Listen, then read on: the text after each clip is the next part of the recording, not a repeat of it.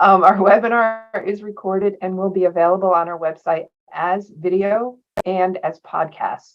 So now I want you to meet Brittany Wood, Director of Canola Canola Utilization with Canola Council of Canada. Brittany joined the Canola Council of Canada in November 2012 and manages the Council's utilization program that promotes canola seed, oil, and meal in the key markets of importance for the industry. In addition, Brittany manages the canola meal research program and works toward disseminating the results of the research to industry to raise the value of canola meal in diets of all livestock and aquaculture species. Brittany holds a master's degree in agricultural science from the University of Alberta with a focus on dairy cow nutrition. Prior to joining the council, Brittany worked with the Manitoba Agriculture and Rural Development on programming to fund implementation of beneficial management practices on Manitoba farms.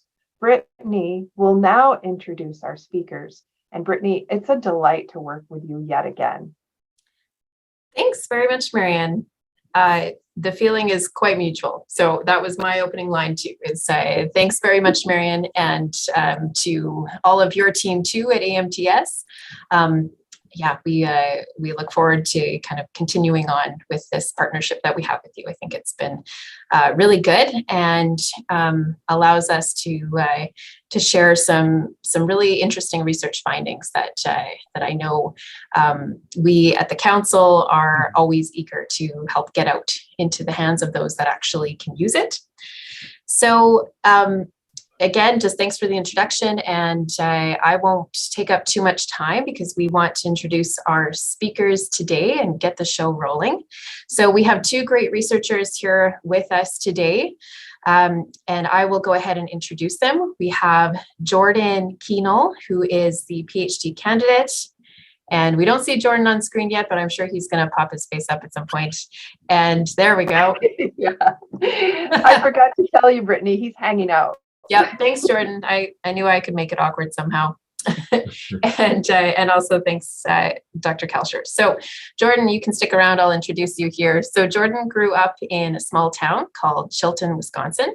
He completed his undergrad at two separate universities, beginning at the University of Wisconsin-Fond du Lac in fall of 2013, graduating with an associate's degree in fall of 2014. Jordan then transferred to the University of Wisconsin-River Falls in spring 2015 and graduated with a dairy science bachelor's in spring of 2017. Following that, Jordan did a master's degree in dairy science with Dr. Laura Hernandez at UW-Madison, emphasizing lactation physiology. Jordan started his PhD in dairy nutrition with Dr. Kalscheur in spring of 2019, and I believe we'll be finishing up this fall. So congratulations on that, Jordan. And now Dr. Kenneth Kalscheur, who has received his bachelor's in dairy science from the University of Wisconsin-Madison and both a master's and PhD degrees in animal science from the University of Maryland.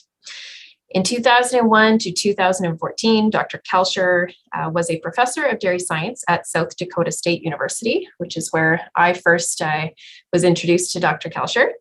And since then, Dr. Kalscheur is a research animal scientist at the USDA Agriculture Research Service U.S. Dairy Forage Research Center in Madison, Wisconsin. Hopefully I got that right. Research conducted by Dr. Kalscheur includes utilization of forages and agro-industry coproducts in dairy cattle diets to improve milk production and nutrient utilization by dairy cattle, and the environmental impact of animal management and feeding practices in dairy production systems. During the past decade, he has extensively researched how canola meal can be formulated into lactating dairy cow diets. So once again, thank you, Dr. Kalscheur, for helping to share this research out. And I think now we pass it over to Dr. Kalscheur. All right, thank you, Marianne, and thank you, Brittany, for that great introduction. Jordan and I are very happy to be here this morning to talk about canola meal and dairy cattle rations. We've really been doing quite a bit of work on this area in the last, in Jordan's case, for the last 4 years, and also for me a bit longer than that. And we're happy to give an update on the approach that we're taking for feed formulation and what we're seeing in the latest experiments with ours as well as others on performance as well as methane emissions. I think all of us have a pretty good background already on what canola meal is and that it's recognized as a quality feedstuff for lactating dairy cows. There's some great publications already out there. And if you want to get into some of the summaries, there are 4 published meta-analyses that demonstrate both production and amino acid responses of cows fed canola meal compared to other protein sources. And these are by Kuehnl in 2011 and Martineau in 2013, 2014, and 2019. There continues to be research that is coming out on canola meal. I think some of the research that's been done over the last 10 to 20 years have really demonstrated that it's an excellent resource and feedstuff for dairy cattle.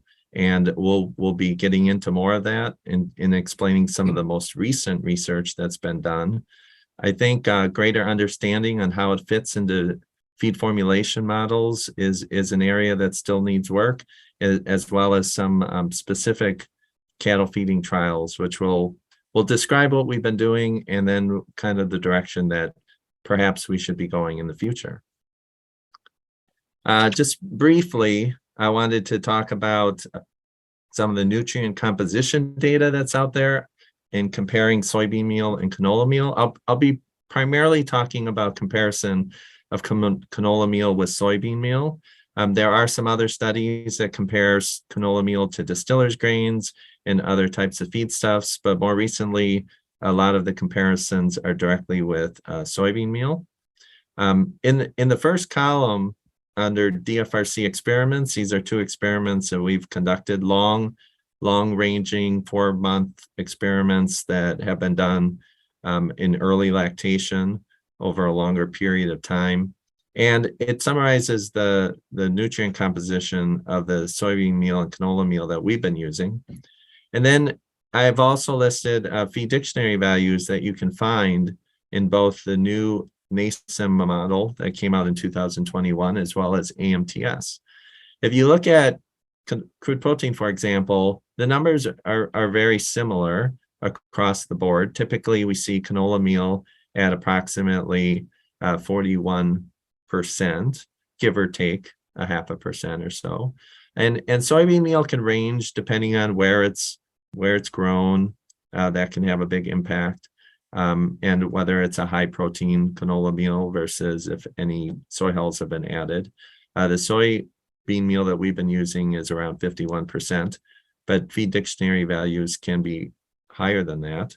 And it depends if it's labeled 48% crude protein, which is on an as-is basis, or if it's 47%. And so that all makes an impact on the amount of crude protein. If you look at some of the other nutrients that we see, you do see some ranges for NDICP and ADICP in the feed dictionary values. They can range somewhat. For example, the NASEM model for NDICP is 4.75.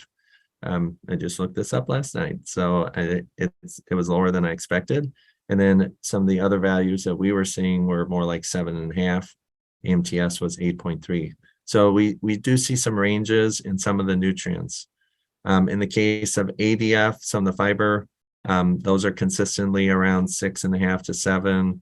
For soybean meal and for canola, they're actually fairly consistent around 18 to 20. NDF, which is an important number, we know that there's quite a bit of NDF in canola meal. There are some ranges depending on the plant that it's coming from. Ours was 26% for canola meal. If we're looking at just the non-corrected for organic matter number, which is what NASEM reports, we have both in our data set. We're at 26, NASEM's at 29%. If you look at the alpha amylase, NDF, organic matter corrected version, you see that it tends to be lower. The AMTS number is higher than what we had for our experiments. So we do see some ranges in fiber content. One of the big things that's different in soybean meal and canola meal is a significant lignin content. And you can see that typically lignin in canola meal is around 8.5, 7 to 8.5. Whereas soybean meal is typically 1% or less. Starch are typically very low. I thought I'd just mention that the AMTS number in starch for canola meal is higher. I'm not sure where that number comes from, and it may be an anomaly, but typically we see numbers that are about 1 to 2 for both soybean meal and canola meal. Fat can also vary depending on the process and the plant that it's coming from.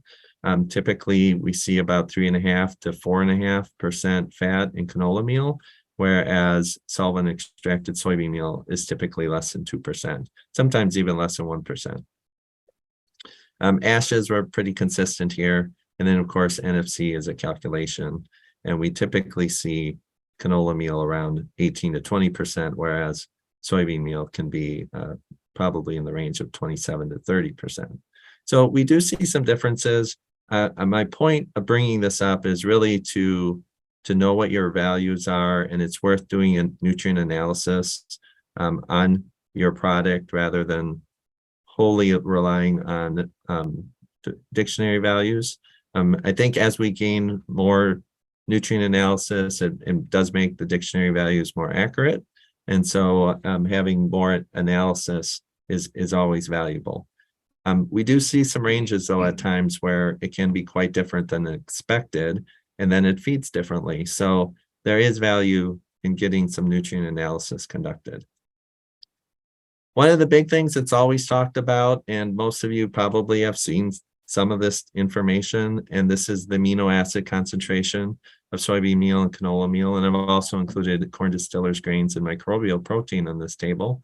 And you can see when you kind of look across the three different byproducts, being soybean meal, canola meal, and corn distillers grains, there is a wide range of amino acid profile for these different amino acids. The ones that we tend to focus on are methionine and lysine. And if we compare those to the microbial protein that's coming out of the rumen, which is in the first or the second column, the first column of numbers, we can see that the canola meal actually kind of more mirrors what the microbial protein is, which makes it kind of an easier feedstuff to formulate and matches the requirement of the animal. We can see that lysine is decent. It is less than microbial protein for canola meal, but the methionine value is quite a bit higher. In contrast, soybean meal, which is high in lysine, is very low in methionine. Then when we look at something like corn distillers grains, we can see that lysine values are very low. But the methionine number is pretty good. So you can see there's pretty big ranges across the different amino acids. And as we learn more about amino acid formulation, these values become more important in how we formulate these different feedstuffs into the ration. The other thing I wanted to just touch on briefly is protein degradability and digestibility. Feed libraries are kind of tricky in the sense that, we rely on them to help calculate what our ruminal degradabilities are going to be, and also our flow to the small intestine, as well as digestibility. And when we look at these feed libraries, we often see that canola meal is either very similar or sometimes lower in ruminal degradability compared to soybean meal. For example, the NRC, the values are very similar between canola meal and high protein soybean meal. And the new NASEM that just came out, the numbers really haven't changed much. They're still, RUP is reported to be around 33, 34%. Of course, there's factors that can vary that, but it's still relatively low. And in comparison to each other, they're almost identical. However, if you look at the research that's out there, there's actually a fair number of studies that have demonstrated that canola meal has most likely a higher RUP than that of soybean meal. And there are examples in the literature that have demonstrated that this is the case.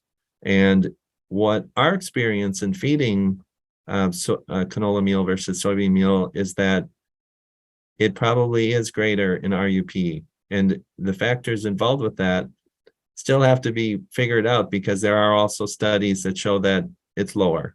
And so why do we see those differences? Well, there's potential reasons for that. And it has to do with techniques, as well as, perhaps the type of soybean meal and canola meal that's being evaluated against each other. And there is variability that occurs all the time. So it's interesting that the models tend to predict lower RUP for canola meal, but a lot of the research on what the cows are producing really kind of showed that it's likely to be higher. The other interesting thing for the models is intestinal digestibility of the RUP that flows to the small intestine in canola meal is typically reported in the range of 71 to 75%. The latest NASEM reports it at 74%, whereas the RUP for soybean meal is quite a bit higher, 91 to 93%. And in the last NASEM, it's reported as 91%. So because protein, the protein in soybean meal is more digestible, that should be an advantage for soybean meal. And yet, when we feed soybean meal compared to canola meal tends to perform better. And it depends on the situation, but in some cases, it performs much better. So this is an interesting piece of data that is in all the models. And we find it intriguing that it's low, and yet canola meal performs quite well when we feed it into dairy cow diets. So we wanted to get into some of the latest production studies that have been recently published and performed. And these are the 6 that we're going to focus on. 3 of them are with our group here, and the other 3 are recent publications that have come out in the last couple of years. And we'll briefly talk about the materials and methods, the diets that are used, and some of those production results. So to start kind of out, this one's a little bit older, but when I first came to DFRC, the very first study I did was to evaluate canola meal in early lactation. And in early lactation, it was an area that really hadn't been well investigated, and we needed to determine if there were advantages of feeding canola meal in early lactation. So we started with 80 cows. We eliminated one during the course of the study, so we ended up with 79 cows. Average parity was 2.76, so they were all multi-parous cows on the study, meaning there were not any first lactation heifers. We had a randomized complete block design, which was designed as a 2x2 factorial arrangement of treatments. And the way we did this was we had 2 protein levels, a low protein level that was around 16.2 and a high protein level that was around 18 or 18.1% for both a soybean meal-based diet as well as a canola meal-based diet. So 2 at the low level and 2 at the high level. And then we block by calving date, which means when they calve in, we have a group of 4 and we randomly assign one of the 4 diets to that block. And then when the block is filled, we start with a new block. So there are blocks by season, essentially. So we're taking into account when the cows are calving. So all the cows were fed, once assigned to the diets, all cows were fed the same diet for the first 16 weeks of lactation. We feed in a tie stall barn and milk cows 3 times a day. All right, so this is what the diets look like. I'll just briefly describe them. Corn silage was at 39.6%, alfalfa silage at 15.4%, and high moisture corn at 18%. Probably pretty typical Midwest diet for Wisconsin. A little higher in corn silage than some people, but probably not that abnormal for what we see in the field today. Diets were 55% forage, and the corn silage to alfalfa silage ratio was 72 to 28. We do tend to feed more alfalfa silage in our diet, so this was considered a high corn silage diet for our farm. Now, the way we formulated in the canola meal and soybean meal was we basically used a combination of soybean meal and soy hulls to replace what we needed for canola meal. For the low protein level, we needed a way to dilute the protein level, so we did have soy hulls in both diets, but the combination of soybean meal and soy hulls would equal canola meal. Canola meal is higher in fiber and lower in protein, so by adding soy hulls, we can dilute the protein in soybean meal and raise the fiber content. It's actually a very close 1-for-1. For the high protein diet, you can see that we had basically in the soybean meal, the combination of soybean meal at 14.5% and soy hulls at 4.9, and we added canola meal at 19.4, which was relatively high. But that was the 1-for-1 with no additional types of feeds included. And then everything else was kept the same. We did add some corn gluten meal, some ruminant inert fat, and vitamin and mineral mix. These were the composition. You see protein was about 16.2 for the low and about 18 for the high. The canola meal ended up being slightly more protein, I believe, so then we ended up with a slightly greater crude protein level for the high protein, but on average it was about 18.1. The NDF levels were around 31 for the low protein, and we want them to be the same within the protein level. And then of course for the high protein they were about 27.4, so they were very close. Ether extracts were formulated to be 4.5 to 5%, and then we also formulated for starch level to be the same. And since we didn't change the corn level or the corn silage level, starch was very consistent across the board at about 27.5%. So what kind of results did we see? The first thing I'll point out is that there were for the most part, there were no interactions between the protein level and protein source. So what that meant was that one of the diets, like say canola meal, performed better at either one of the protein levels, or soybean meal for that matter. So no interactions between the soybean meal and canola meal with the level of protein. So what we're presenting here is really main effects of soybean meal and canola meal. There also were very few protein effects, which actually surprised us in early lactation. Just a handful of 16 versus 18% crude protein levels, but almost all of the results were really differences between soybean meal and canola meal. So when we look at some of those results, dry matter intake, for example, and this really follows a lot of research that's been done. There's usually a slight increase in intake with canola meal.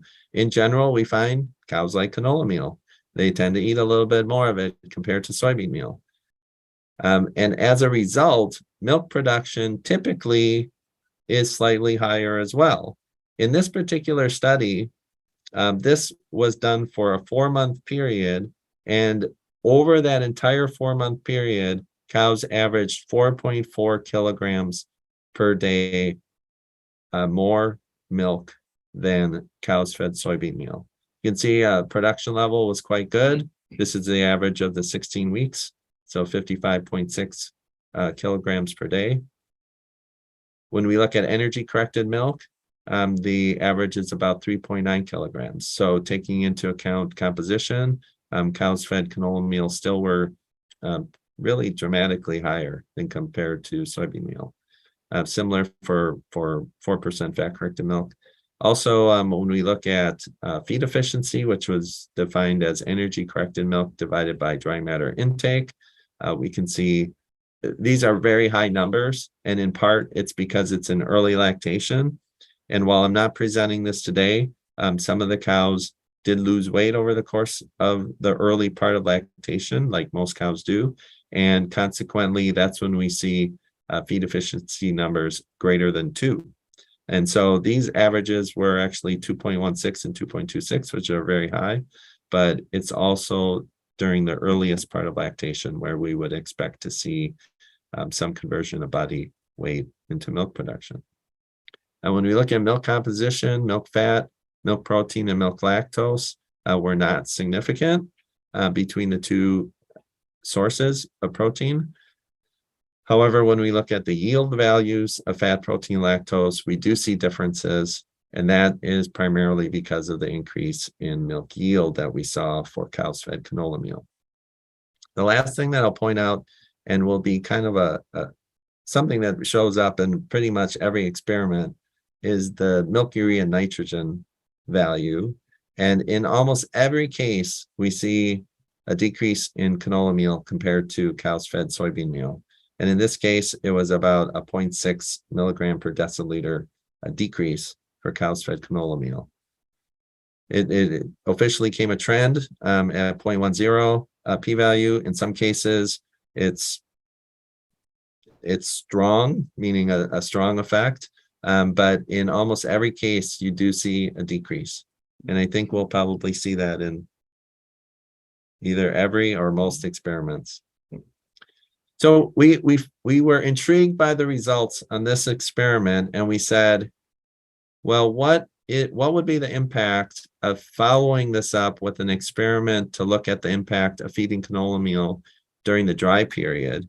And does that carry over into early lactation, or is it important just to feed canola meal in early lactation, and that the dry period impact of canola versus soybean does not have a strong impact compared to, depending on how we're formulating diets? So we really want to evaluate the importance of feed formulation during the dry period. So we followed this up with another transition cow early lactation study using 80 cows. Very similar design in a randomized complete block as a 2x2 factorial arrangement. In this case, we assigned half the cows on soybean meal based diet and half the cows on canola meal. So we had 40 cows on soybean meal and 40 cows on canola meal in the close-up dry cow diet, which was started 4 weeks prior to calving. Again, block by calving date. So as cows calve in, we take the first 4 cows, assign them to the first block, and then at that stage, we take half of the cows that were on soybean meal, and they remain on soybean meal, and the other half gets switched to canola meal. In the case of canola meal, half the cows stay on canola meal, and half the cows get switched to soybean meal. And this was designed to evaluate whether or not there was any carryover of feeding canola meal during the dry period on early lactation performance. Again, we had cows in the tie stall barn and milked 3 times a day. All right, so these are the diets. I won't spend a huge amount of time on these. I just want to point out that we had 3 stages of diets. We had the close-up dry cow diet. We had the transition diet, which is defined as the first 3 weeks of lactation. We didn't want to make the diets too high in starch, so we wanted to ease them in a little bit into the lactating cow diet. And then, of course, the last one is the high production lactating cow diet. And if you look at all the feed ingredients, they're all pretty much the same within diet, with the exception of the canola meal and soybean meal that's used in replacing each other. And the idea there is that we didn't want any of the other feed ingredients to factor in. So within each stage, all the feeds are the same, with the exception of the exchange of canola meal for soybean meal and soy hulls. Very similar to the last idea, the last experiment that we did previously, but with a transition diet in between, so that the diet wasn't too high in starch as they calved in. If we look at the nutrient composition, crude protein for the dry cow diet was 14.4. The transition was bumped up to about 17.5, and the lactating cow diet was formulated around 17%. The rest of the ingredients we tried to keep pretty similar, especially between the soybean meal and canola meal. Dry cow for NDF was around 39, transition was around 27, and then the high cow lactating was around 26.2, 26.3. Starch isn't reported here, but when we went into the transition diet, it went to about 25, 26%, and then the lactating cow diet was around 27%. The ether extract numbers, we did add added fat to provide energy. So once the cows calve in, we bumped that up to about 5.5 to 6%, and the goal was to be the same. Canola meal tended to be a little higher because there's a little more fat remaining in the solvent extracted canola meal than compared to soybean meal. All right, so here are some of our results. The first thing that I'll point out is that the prepartum analysis, which is just the first 4 weeks of the experiment, there was a prepartum dry matter intake difference. Cows fed soybean meal consumed 14.5 kilograms per day, whereas cows fed canola meal were 15.3, and this increase of 0.8 kilograms per day was significant.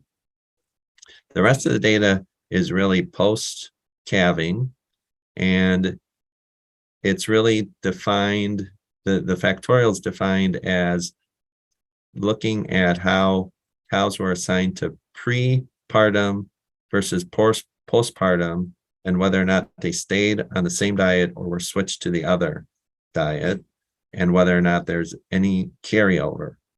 What we found was that there were no interactions at all for this entire experiment, so for the production data. So what we're presenting here is the postpartum data for the soybean meal versus the canola meal. So each group essentially has 40 cows in them.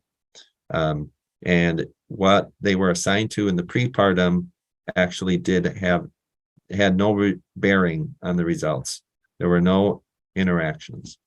So what did we see in this experiment? Dry matter intake, as I've been talking about, was again higher for cows fed canola meal, in this case about 1.2 kilograms. And this resulted in an increase in milk production of about 1.9 kilograms. So not quite as dramatic as the first experiment. We didn't see a 4 kilogram increase, but we did see an increase, which was primarily due to increase in dry matter intake.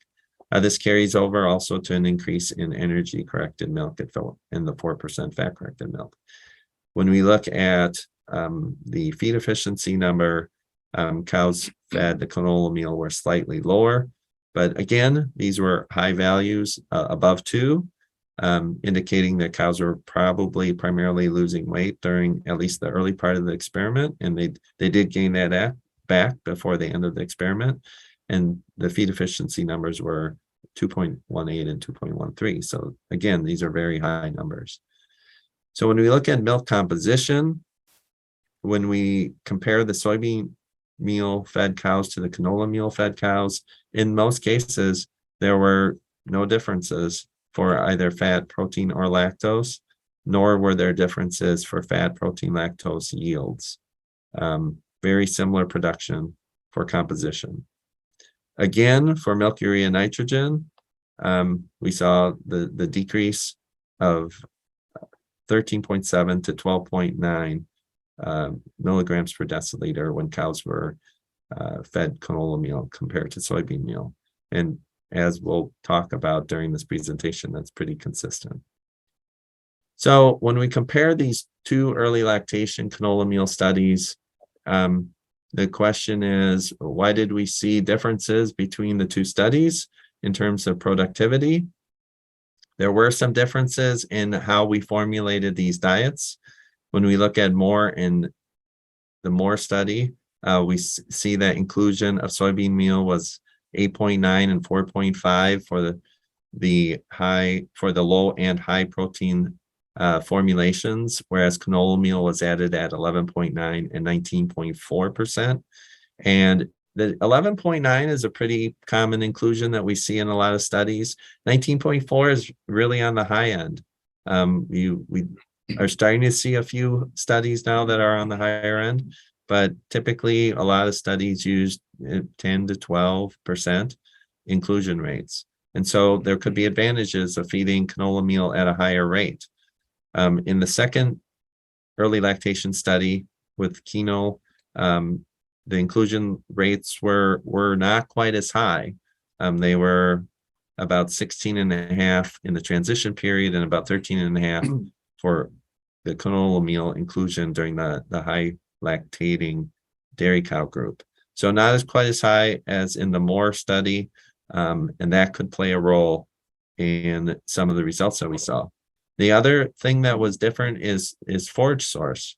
And we did formulate these diets to be different. The first diet was considerably higher in corn silage than in alfalfa, whereas the second study, we did use more forage in the diets.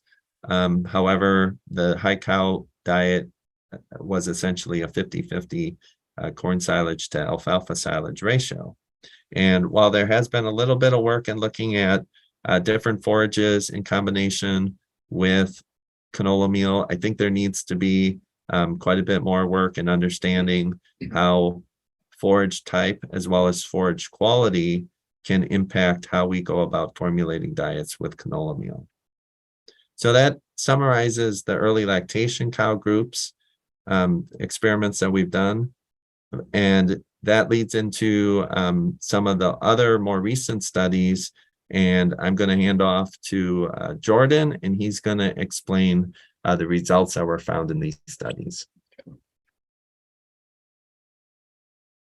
All right, thank you, Ken. So as Ken just mentioned, there really isn't a ton of data out there looking at the interaction of forage source with soybean meal and canola meal. However, I include this study next, Paula et al. 2020, because this is a nice transition going from the previous slide to talking about the potential effect of forage source and how it might mediate the effect that we see of canola versus soy. So in this study, they tested 3 different ratios of corn silage and alfalfa silage, which we'll get into later, and then the other factor of soy and canola. So Paula et al. 2020 utilized 24 primipares and 24 multipares Holstein cows, so 48 animals in total. The multipares cows' average parity was 2.8, and contrary to the 2 previous studies, this was mid-lactation that we're going to be looking at now. So these cows started the study at 102 days in milk, and this study utilized a cyclic changeover with 4 28-day periods. So contrary to the 2 previous studies, we're going to be looking at shorter duration of the testing period per diet per cow going forward. And so again, a 3x2 factorial arrangement of treatments, 3 ratios of corn silage to alfalfa silage to really get into that question of, is the ratio of corn silage to alfalfa silage mediating the effect of soy versus canola, or influencing the effect of soy versus canola in those cows? So the study utilized 8 cows per diet during each period, 32 observations per diet. And then these cows, contrary to the 2 previous studies, were milked twice daily, but still individually fed in the tie stall barns. So getting next into the diet information for Paula et al. 2020, again, a 3x2 factorial arrangement resulted in 6 separate diets. So the high alfalfa silage diets are the 2 columns of numbers on the left, medium alfalfa silage in the middle, low alfalfa silage on the right. So all 3 pairs of diets were relatively similar at 62% forage. However, high alfalfa silage had a really high rate of 83% alfalfa silage compared to 17% corn silage.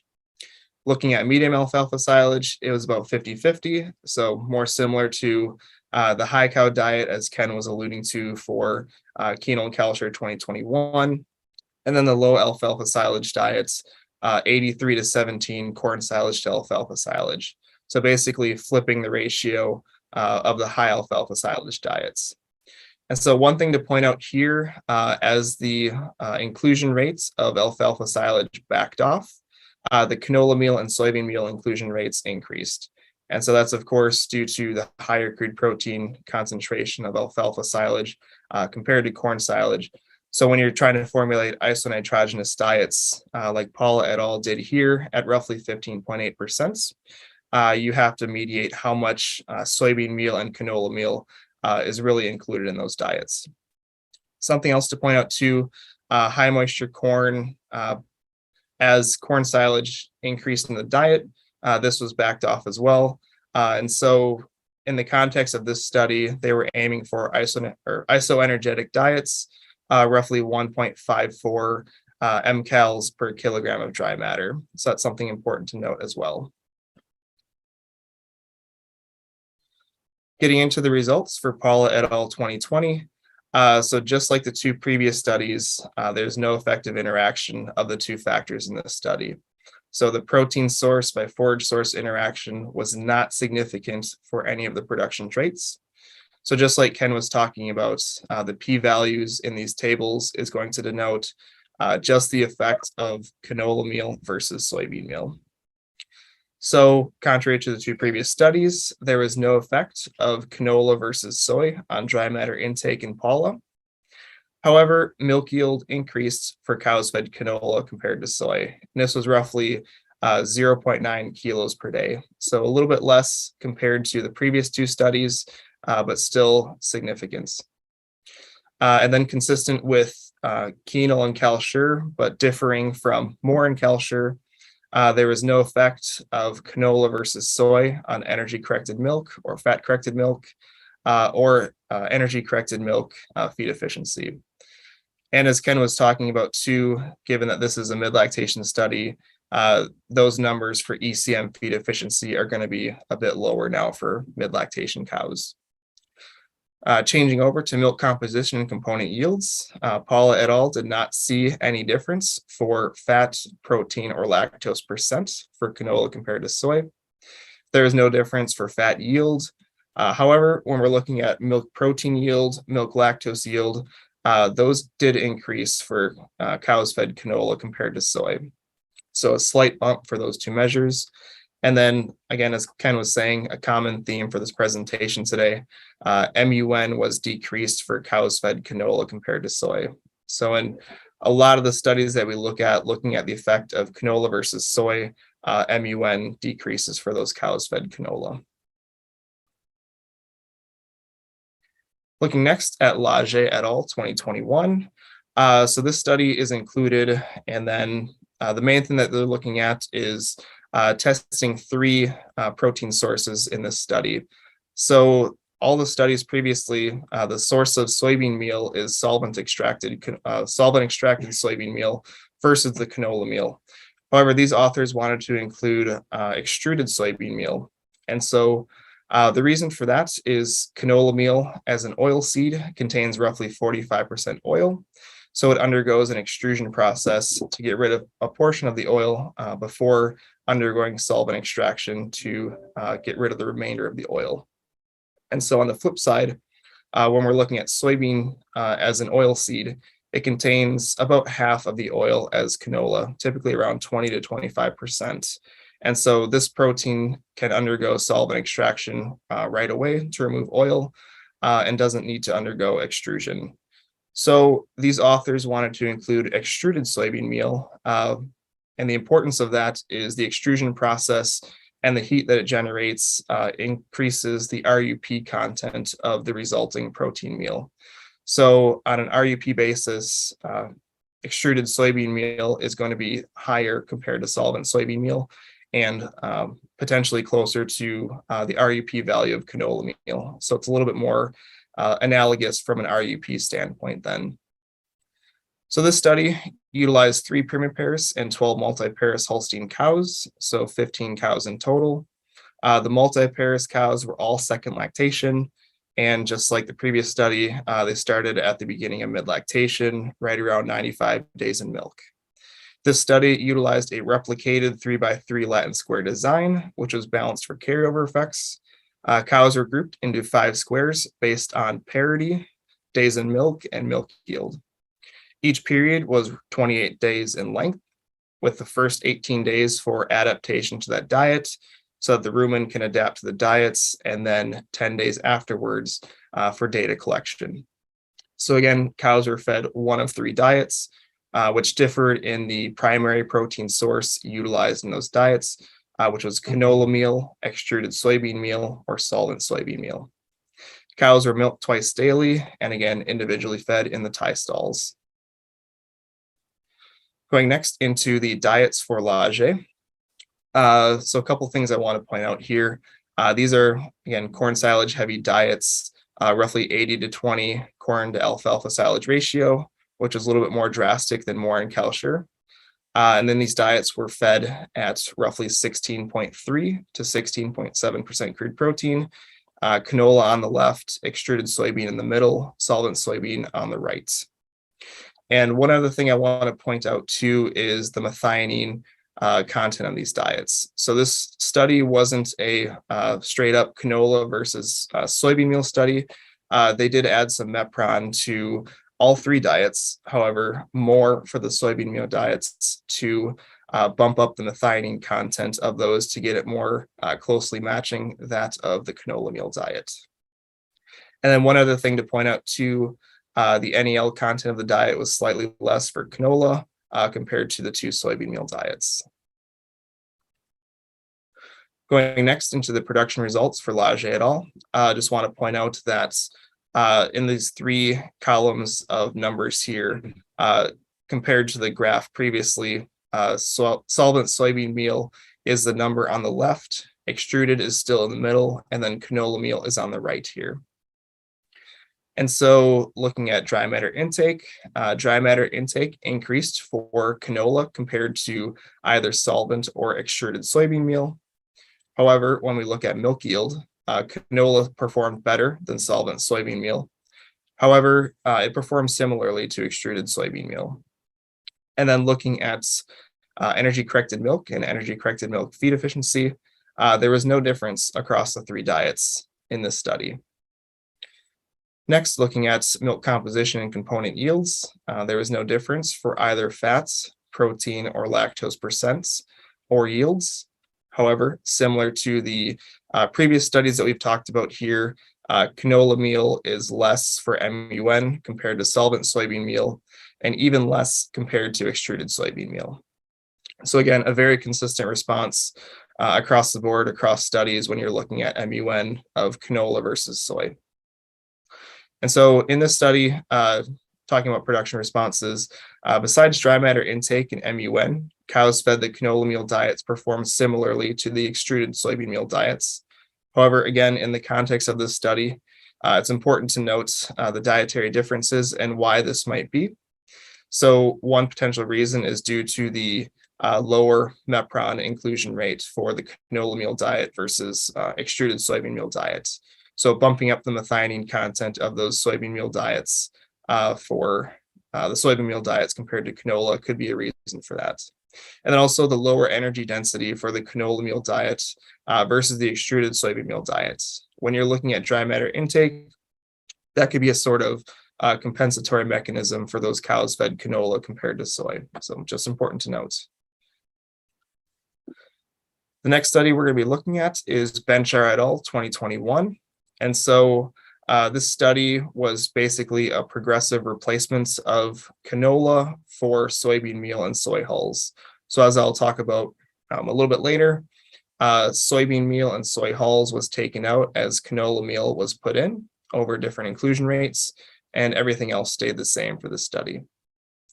So 16 multi-parous Holstein cows were used with an average parity of 3. And again, just like the previous 2 studies, this was a mid-lactation study with cows starting at 116 days in milk. This study utilized a replicated 4x4 Latin square design, which is balanced for carryover effects. Each period was 35 days in length, and they measured quite a few different things on this study. And then dry matter intake, milk yield, and composition was measured from days 28 to 33 during the measurement period. So again, cows were fed one of 4 diets, which included 0, 8, 16, or 24% canola meal. And as the inclusion rate of canola meal increased in those diets, soybean meal and soybean hulls was progressively backed off in those diets. Again, cows are milked 2 times daily and individually fed in tie stalls.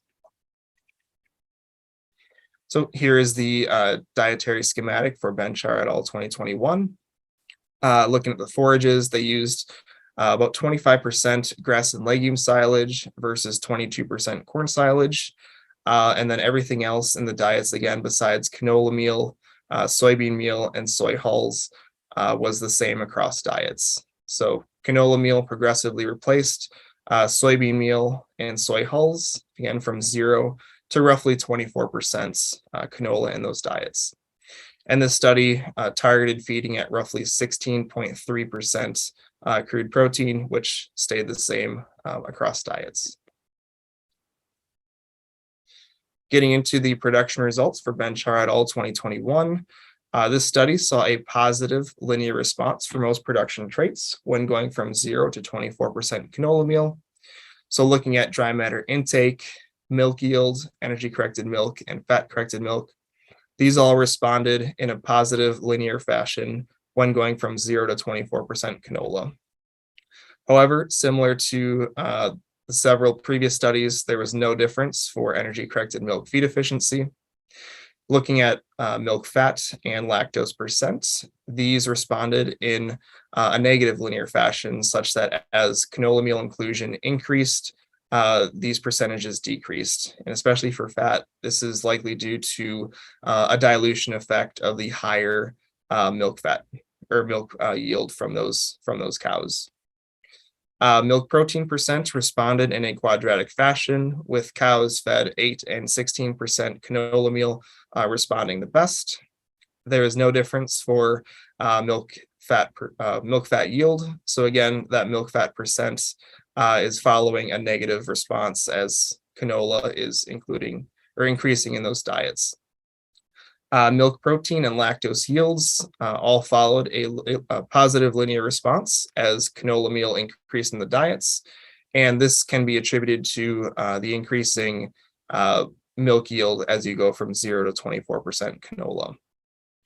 And again, similar to the other studies that have been previously shown, in general, as the canola meal inclusion rate increased in the diet, we saw a decrease for MUN. However, in this case, going from 16% to 24% canola meal did not result in a further decrease in MUN. So really cows leveled off for MUN around 16% canola. And the 6th and final study that we're going to go into today is Kuehnl and Kalscheur 2022. So this study was another 2x2 factorial arrangement. So first factor, of course, being that soy versus canola meal comparison. However, we wanted to look at RFI, residual feed intake, and see if feed efficiency was really mediating that response to canola or soybean meal. And so low RFI corresponds to higher feed efficiency because the cow is consuming less feed compared to the average in the cohort. So she is deemed to be more feed efficient than the average. Conversely, high RFI means that she is consuming more feed than is expected compared to the average. So she is low feed efficiency. So just an important consideration to make there when thinking about RFI. So for this, we screened 115 cows for 4 weeks during early lactation to determine RFI. So we collected milk, milk composition, body weight, and BCS, and used equations in order to determine RFI of those cows. From those 115 cows, we enrolled 24 primipares and 48 multipares Holstein cows, so 72 animals in total. The multipares cows were roughly 3.23 average parity.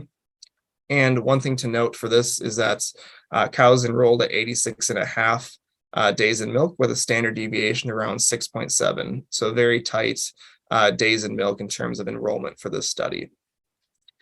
Again, a 2x2 factorial arrangement of treatments.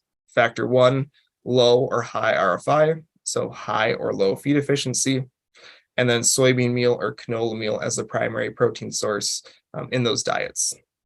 And so for this study, just like the other two previous Kalscheur studies, it was a long-term feeding study. So cows were assigned to the soybean meal or the canola meal diet, and then they stayed on that same diet for 10 weeks. So we were able to assess these cows for a longer period of time than, say, if they were enrolled in a Latin square where they're only on for several weeks. So that's a distinct advantage in this scenario.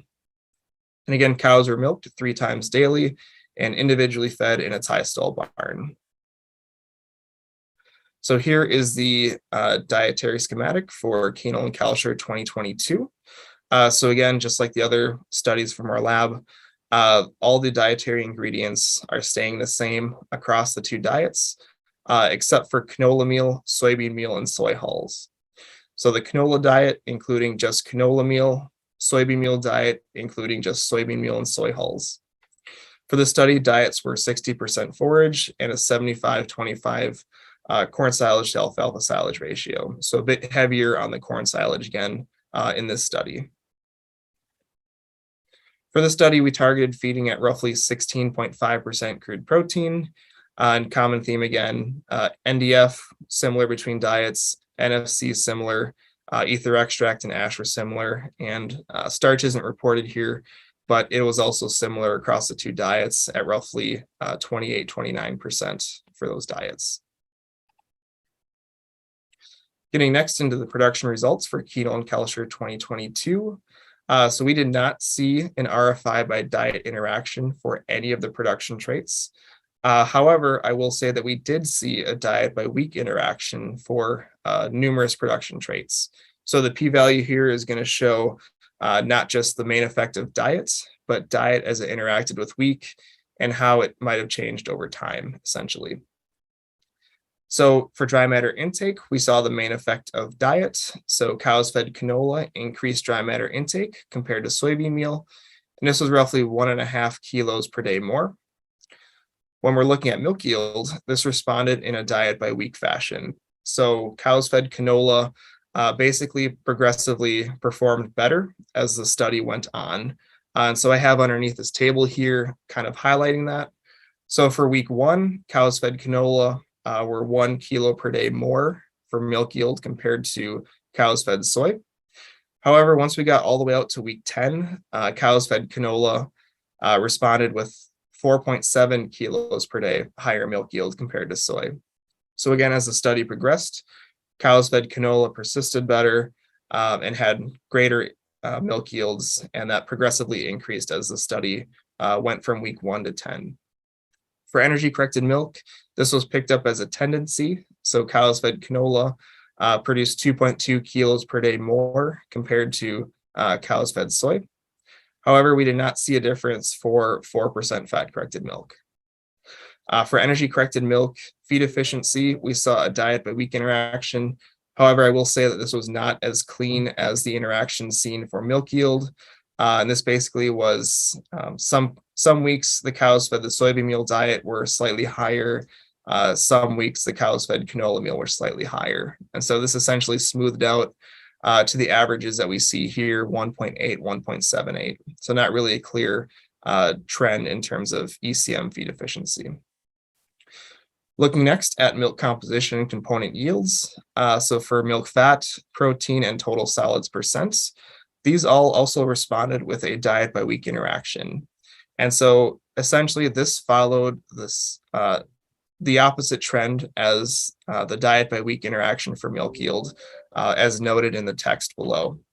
So essentially, as the study progressed from week 1 to 10, the cows fed soybean meal performed better in terms of those milk component percentages. And this is seemingly due to potentially a dilution effect. So as the milk yield progressively increased, the milk composition progressively increased for soy compared to canola. There was no difference for milk lactose percents or milk fat yield. However, for milk protein and lactose yield, this also followed a diet by week interaction. So this trend was the same as for milk yield. As the study progressed, milk yield was progressively better for canola compared to soy. And so milk protein and lactose yield was progressively better for canola compared to soy. Then we saw a main effect of diet for total solids yield.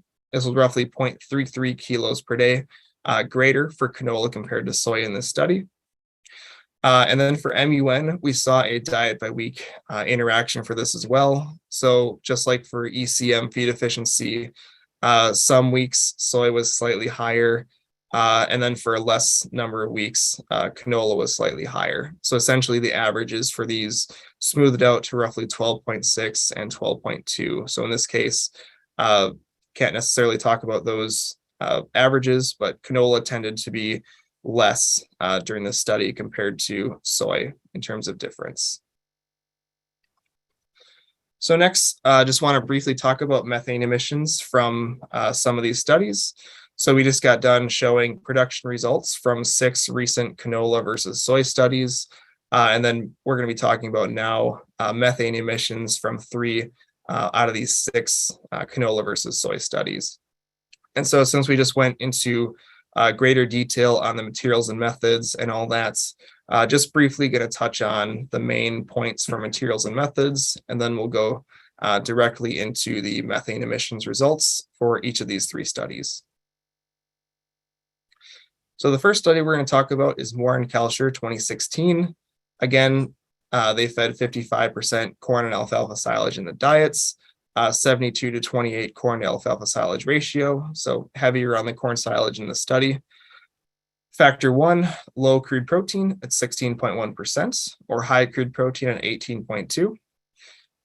Factor number 2 was soybean meal or canola meal as the primary protein source. So if you'll remember for this study, cows were on these diets for the first 16 weeks of lactation. And then at week 17 of lactation, a subset was moved to the emissions chambers for methane emissions measurements. So for week 17, the first 3 weeks of this was for adaptation, followed by 3 days for continuous measurement of analysis.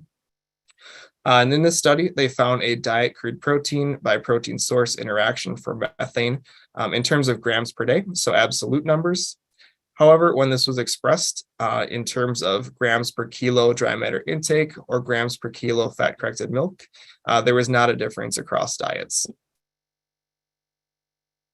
Next study we'll look at for methane emissions is Lage et al. 2021. So this study again utilized 56% corn and alfalfa silage in the diets at a roughly 80 to 20 corn to alfalfa silage ratio. Again, these cows were fed 1 of 3 diets, which contained either canola meal, extruded soybean meal, or solvent soybean meal as the primary protein source, and diets were formulated to be roughly 16.3 to 16.7% crude protein. Contrary to Moore and Kalscheur, this study utilized the green feed system, so they utilized a spot sampling technique rather than continuous measurements. And so in this study, they collected 8 measurements over 3 days to represent a 24-hour cycle. So essentially this will more or less represent every 3 hours of the 24-hour cycle for methane emissions. Gas samples were collected for 5 minutes, followed by a 2-minute background air sample. Getting into results, methane decreased for cows fed canola meal when expressed as grams per day, dry matter intake, or digested organic matter. However, this was not significant when expressed as grams per day or grams per kilogram energy-corrected milk. And finally, looking at Benchar et al. 2021, this study utilized 47% corn silage and grass and legume silage in the diets. And again, all dietary ingredients were held the same except for 3, being canola, soybean meal, and soy hulls. And so canola meal progressively replaced soybean meal and soy hulls in the diet from 0 to 24% canola meal. And so similar to Moore and Kalscheur, cows were moved to emissions chambers for week 3 of each period. And then methane was measured continuously over 4 consecutive days after the cows moved it into the chamber, with data collected from days 2 through 4 used for statistical analysis, so allowing for a day of adaptation to those chambers for those cows. In this study, they saw a linear decrease for methane expressed as grams per day, grams per kilo milk, energy-corrected milk, and fat-corrected milk. However, they saw a quadratic response in terms of grams per kilo dry matter intake, and then percent of gross energy or digestible energy intake. And so this relates back to the dry matter intake response seen for that. And so essentially, once they got up to 16% canola, going to 24% canola did not elicit a more positive response in this study. And so given that, I want to go into a little exercise now looking at an AMTS methane emission simulation. So for this, I chose one of the 3 studies that I just talked about for methane emissions, and I chose Benchar et al. 2021 for this. So the results from Benchar et al. 2021 are on top here that we just talked about, and then the results from my AMTS simulation are on the bottom here. So essentially what I did was I took the descriptive cow data from Benchar et al. 2021, which included parity, and then the days in milk at the start of the study, body weights, and then the milk yield for those cows when they were in the chambers, and then energy corrected and fat corrected milk and dry matter intake as well. And then I also took the reported chemical composition of the canola meal, soybean meal, and soy hulls in the study. And then for the other dietary ingredients, so cracked corn, corn silage, grass and legume silage, etc., basically just used the feed library values for these ingredients, the feed library values from AMTS, that is, and essentially move the needle on those numbers in terms of crude protein, NDF, ADF, etc., to basically match the values coming from Benchar et al. 2021. So while it might not be a perfect comparison in terms of the dietary chemical composition, it's pretty close. And in the terms of this study, looking at canola versus soybean meal and soy hulls, the important part for this comparison is having the chemical composition of those 3 ingredients, which we do. So now getting into the numbers, dry matter intake, of course, matched that of Benchar et al. 2021, and that is what I used for my inputs. So this increased 5.7%, going from 0 to 24% canola meal. Looking next at methane emissions in terms of grams per day. So Benchar reported a 5.7% decrease when looking at methane going from 0 to 24% canola. However, for the AMTS simulation, this increased by 1.6%, going from 0 to 24. However, this is smaller than the increase in terms of dry matter intake, so that's important to note. And the authors of Benchar in their manuscript brought up the fact that increased methane emission may be expected as dry matter intake increases due to substrate availability, fermentation in the rumen, etc. However, they did not see that, but that is what's predicted by AMTS. Looking in terms of grams per kilogram dry matter intake, milk, FCM, and ECM, AMTS simulation, the prediction for this is that it's going to decrease, going from 0 to 24% canola. And this decrease is in the range of 2.4 to 4.1%. So across the board, predicting that as canola inclusion increases in the diet, we're going to see a decrease for methane emission when expressed as these different values. And while this is a decrease that is predicted, it's less than the decrease that is actually observed by Benchar. So for fat-corrected milk, this is in terms of 9.6% versus the higher decrease of 11.2% for milk. So while both situations predict a decrease in terms of intensity for dry matter intake and milk yields, there's a little bit of discrepancy between them. And now I will turn it back to Ken for one of the take-home messages. All right, we're on our last slide. We wanted to just put together a few take-home messages from what we're now seeing in the most recent studies. What we're finding is we do see milk yield increases when we're substituting canola meal for solvent extracted soybean meal in diets, especially in early lactation, as well as in the mid part of lactation. We feel like there needs to be further studies comparing canola meal to other protein sources, such as extruded soybean meal or a rumen protected soybean meal, where there could be advantages, in showing that canola meal actually matches quite well against those types of feedstuffs. And also one line of research that we're following is really looking at how canola meal formulates with different types of forages and the quality of those forages.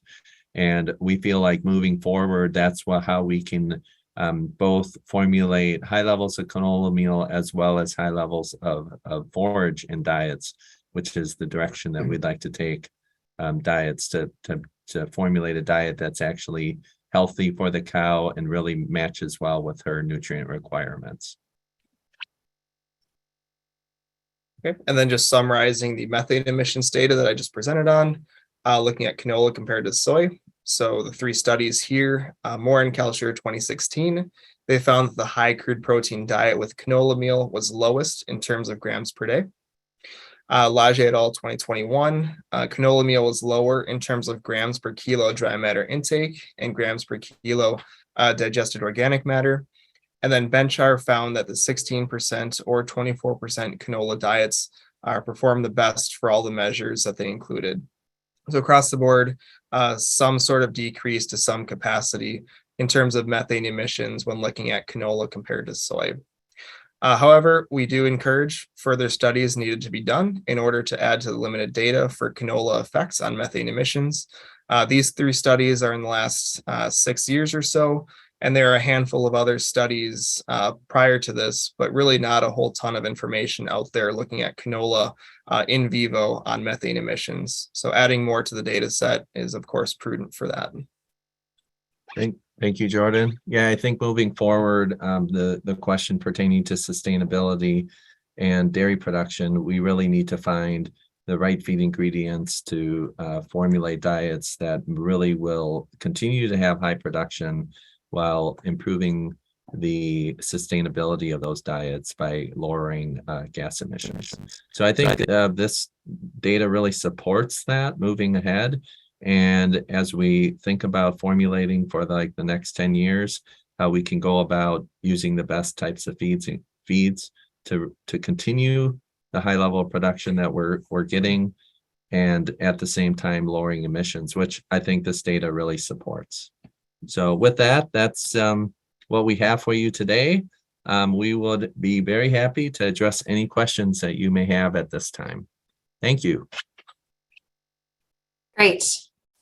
Okay, well, thank you both, Jordan and Dr. Kalscheur. That was a really excellent review. So I'm looking forward to the question and answer period. I'm sure that's going to be interesting. And thanks for making that link at the end on sustainability, because we all know that's just extremely topical, and that's certainly going to be remaining the case for many years to come. So just to highlight for anyone who has joined us today who'd like more information on canola meal, we have a canola meal dairy feed guide that is available on our website, canolamazing.com. So you can find that, and we're also in the process of digging back into that guide because we have so much new research to share. Dr. Essie Evans is on the line as well. So I just wanted to make sure I introduced her. She is instrumental in pulling all of the research together. So everything that has been done over the past decade or more, that work, Essie does a great job of pulling that together. So shout out to her as well. I think, Marion, you can flip to the next slide. And this next slide here just lets you know that all the webinars that we have worked on with AMTS are available, of course, on the AMTS website and also on the Canolamazing website. So you can find them there, and we will work to get this 2022 webinar up soon. We also are able to often add some translation on top for Mandarin, so that any of our listeners who speak Mandarin can view the information that way as well. And I think I'm going to pass it back to Marion, because she's going to highlight some upcoming webinars that we need to make sure we note. So back to you. Yes, thank you, Brittany. I was going to bring up Dr. Evans as well. So thank you for doing that. I also want to take a quick advertisement for our final webinar of the 2022 Nutritionist series coming up this Thursday. Dr. Tom Taluki, AMTS CEO, will bring to a completion our special series that we had this past year on methane mitigation in approaching ruminant nutrition with a real focus on dairy cattle. His talk will make an attempt to pull the information we've gathered in the previous webinars into a cohesive, practical approach to formulation.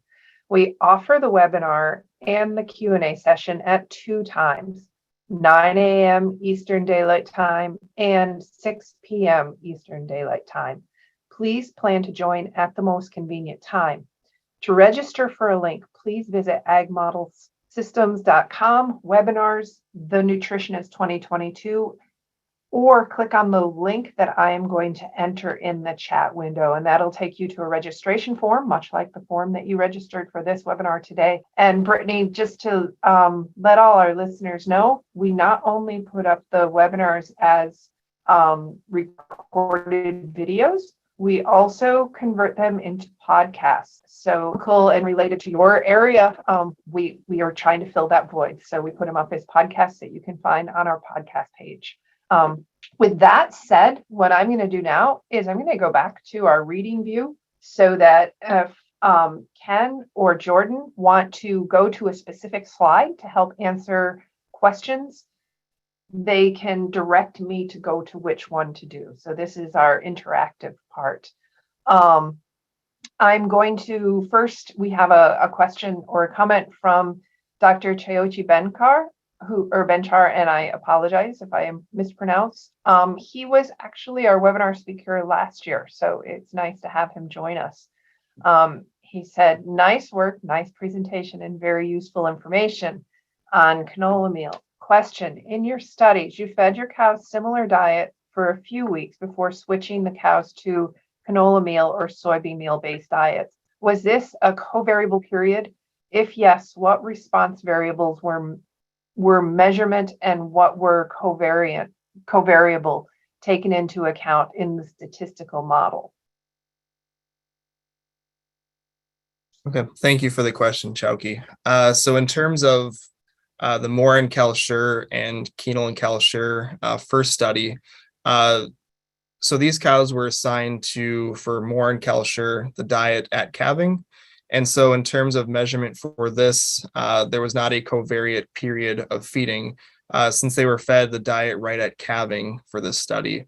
For Kuehnl and Kalscheur 2021, the cows started on diets roughly 4 weeks before calving, and they were fed a common herd far-off dry cow diet for this. And then in terms of covariates for both studies, we tested several of them in the models in terms of for Moore and Kalscheur, tried out 305-day mature equivalent. So remembering these are all multi-paris cows, so 305 ME mature equivalent for those, and then body weights and BCS during week 1 of the study. So trying to capture, as those cows start the study, where are they starting at in terms of body condition and then lactation potential to see if that was significant. And depending on the model, there was different covariates that were significant, and then we used them as appropriately. And then for Kuehnl and Kalscheur 2021, so the second study in line, for the prepartum dry matter intake measure, we took body weights and BCS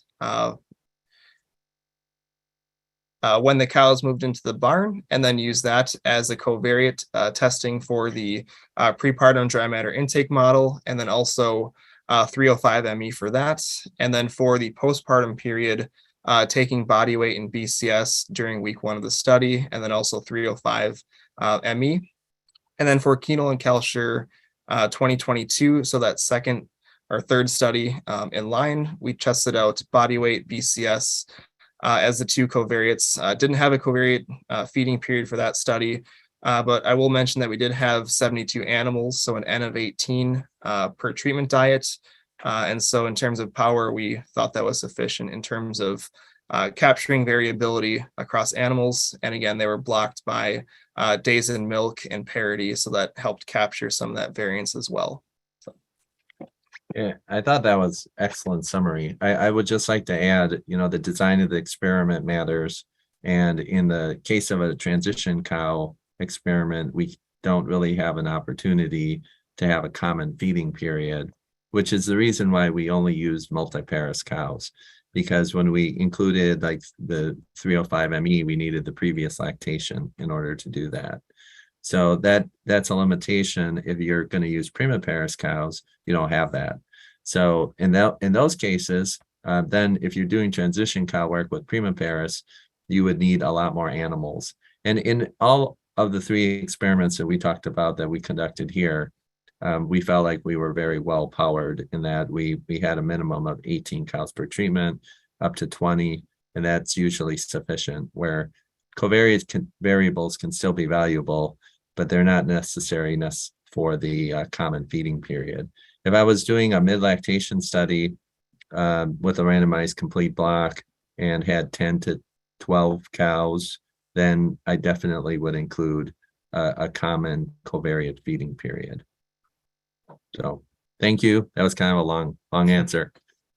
I could maybe just ask Dr. Kalscheur and Jordan for your perspective on how you see formulating diets over the next, let's say 5 years, in terms of how much emphasis will be placed on some of the factors around methane emission, life cycle analysis, different the companies that are going to be buying the milk and selling the milk out to the public, and whether that's in a fluid form or in another fashion.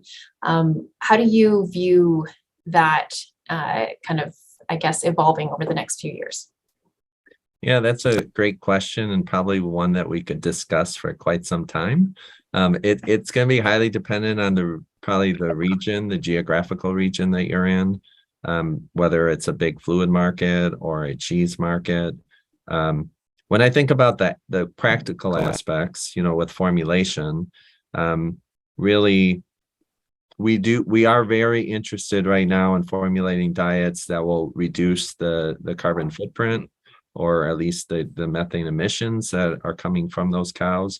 And there are some promising methods in terms of formulation to reduce methane. Part of it is with feed ingredients such as canola meal. There are some promising feed additives that are out there that are also showing some positive results. There are some things that are very early, meaning preliminary, that shows positive results. An example is feeding seaweed. There are limited number of studies that have been done in live animals. However, the ones that have been done are extremely positive, almost too positive. They're very high in reducing methane.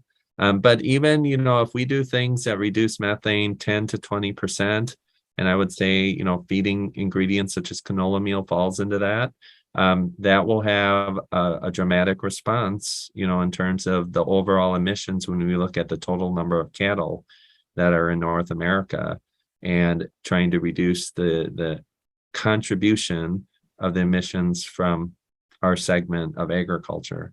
And ultimately, as part of LCAs, I think that is a good method to try and look at the big picture, and looking at how the impact of something that's done on the farm through management or feed formulation can overall affect the whole food chain.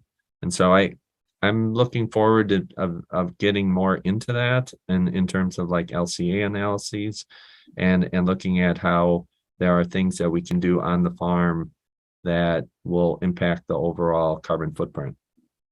So do you have anything to add to that? Yeah, I think Ken did a nice job there talking about opportunities for reducing methane emissions. And don't really have too much to add beyond that, but just as a reminder, consumer perception in terms of, just in the media, in terms of showing that we're making, a real effort in reducing methane emissions. And canola, seaweed, other products too, showing potential in terms of reducing methane emissions. So really taking any opportunity that we can in terms of media and, sharing these results with the general public and getting it out there in terms of consumer reception or perception, I think is very important, and moving the needle towards, positive effects on it. So. But I want to encourage anybody that is interested in exploring this topic further to join us on Thursday, because Tom is actually going to address what is the promise that seaweed holds, what do for this emissions viewpoint. I apologize. In various points during the recording of this webinar, the connectivity to the internet on my side was very poor, and we ended up with some really bad sounding audio. I've cut them where I can, and in this case, I'm just going to add that the question was, should we be running these studies for a longer period of time? So in terms of shorter studies, so looking at Latin squares, changeovers, et cetera, versus keeping cows in the same diets, looked at this quite a bit more in terms of what's out there in the literature and seeing if anything else has been detected like we did in our study. And so the vast majority of studies looking at canola and soy were conducted in the context of a Latin square or cyclic changeover or what have you, shorter time period design compared to ours. And so I did find one other study, I believe Paula et al. 2018. And so they fed cows for, I believe, 8 or 10 weeks. I forget exactly how long, but it was a longer term study like how we did for all of ours. And they did not see a diet by week interaction. They had it in the model, but it was not significant for any parameter, and the p-values were not reported in the manuscript as a result. So I really think that these longer feeding studies would be very beneficial in terms of doing more and seeing if we do see this response progressively increasing over time. In the terms of a Latin square statistical analysis, you're not able to include week in the model due to the fact that it's typically just an average for those production measures. So you're not able to detect that from the get-go. So that's one of the detractors of using a study design like that. However, there's reasons for using that in terms of cow numbers, limitations, etc. So it's not exactly feasible all the time, but I would say that having those longer term feeding studies is beneficial.